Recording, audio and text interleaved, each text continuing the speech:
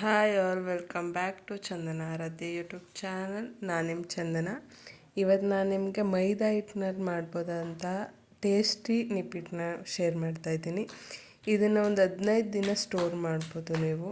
ತುಂಬ ಚೆನ್ನಾಗಾಗುತ್ತೆ, ಕ್ರಿಸ್ಪಿಯಾಗುತ್ತೆ.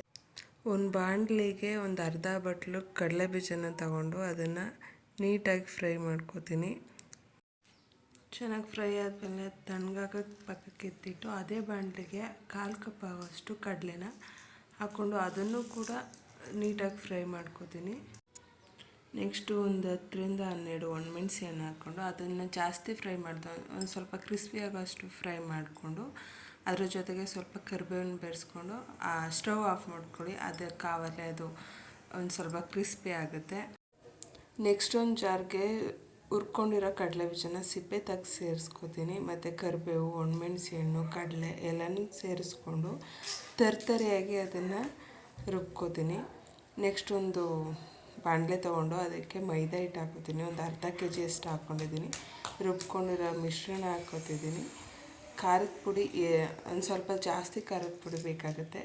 ಒಂದು 2-3 ಸ್ಪೂನ್ ಖಾರದ ಪುಡಿ ಹಾಕ್ಕೊಂಡು ಸಮ ಪ್ರಮಾಣದಲ್ಲಿ ಎಳ್ಳು ಮತ್ತು ಜೀರಿಗೆನ ಒಂದು 2 ಸ್ಪೂನ್ ಹಾಕ್ಕೊಳ್ಳಿ. ಅದೆರಡು ಸ್ಪೂನ್ 2 ಸ್ಪೂನ್ ಹಾಕ್ಕೊಳ್ಳಿ. ಎಳ್ಳು ಮತ್ತು ಜೀರಿಗೆ ಇದ್ದಷ್ಟು ಚೆನ್ನಾಗಿರುತ್ತೆ. ರುಚಿಗೆ ತಕ್ಕಷ್ಟು ಉಪ್ಪು ಹಾಕ್ಕೊಂಡು ಒಂದು ಸಲ ಅದನ್ನು ನೀಟಾಗಿ ಮಿಕ್ಸ್ ಮಾಡ್ಕೊಳ್ಳಿ. ತುಪ್ಪ ಅಥವಾ ಎಣ್ಣೆನ 4-5 ಸ್ಪೂನ್ ಹಾಕ್ಕೊಂಡು ಬಿಸಿ ಮಾಡ್ಕೊಂಡು ಆ ಮಿಶ್ರಣಕ್ಕೆ ಹಾಕ್ಕೊಂಡು ಅದನ್ನು ನೀಟಾಗಿ ಕಲಿಸ್ಕೊಂಡು ಸ್ವಲ್ಪನೇ ತಣ್ಣೀರನ್ನು ಹಾಕ್ಕೊಂಡು ಚಪಾತಿ ಹಿಟ್ಟನ್ನು ಅರ್ಧಕ್ಕೆ ಕಲಿಸ್ಕೊಂಡ್ರೆ ಆಗುತ್ತೆ.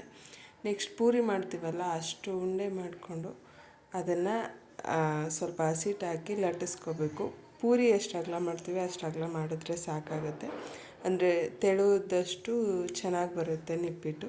ಕಾದಿರೋ ಎಣ್ಣೆಗೆ ಹಾಕ್ಕೊಂಡು ಅದನ್ನು ಬೇಯಿಸ್ಕೊಂಡ್ರೆ ನಿಪ್ಪಿಟ್ಟು ರೆಡಿಯಾಗುತ್ತೆ. ತುಂಬ ಚೆನ್ನಾಗಿರುತ್ತೆ ಈ ನಿಪ್ಪಿಟ್ಟು. ಒಂದು ಸಲ ಟ್ರೈ ಮಾಡಿ ನೋಡಿ. ನನ್ನ ಮಗ ಯಾವಾಗಲೂ ನಾನೇನಾದ್ರು ಮಾಡ್ತಿದ್ರೆ ಬಂದು ಅಮ್ಮ ನಾನು ಮಾಡ್ತೀನಿ ಅಂತಾನೆ. ಹಂಗಾಗಿ ಅವ್ನು ಏನೇ ಮಾಡಬೇಕಾದ್ರೂ ವೀಡಿಯೋ ತೊಗೋತೀನಿ. Thanks for watching. ಒಂದು ಸಲ ಟ್ರೈ ಮಾಡಿ ನೋಡಿ ಈ ನಿಪ್ಪಿಟ್ಟನ್ನ.